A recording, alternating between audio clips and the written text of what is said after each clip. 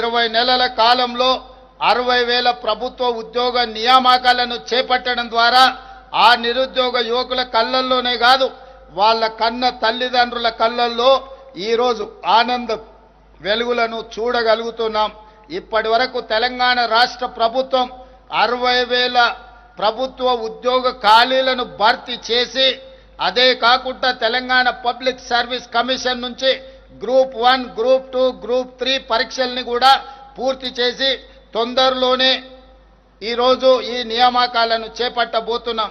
అదేవిధంగా పేదలకు విద్యను అందించే ఉద్దేశంతో డిఎస్సిని కూడా పూర్తి చేసి దాదాపుగా 10,000 పైచిలకు టీచర్ ఉద్యోగ నియామకాలు చేపట్టడం ద్వారా పేదలకు విద్యను అందుబాటులోకి తీసుకురావడానికి ప్రభుత్వం వేగంగా ముందుకు వెళుతుంది.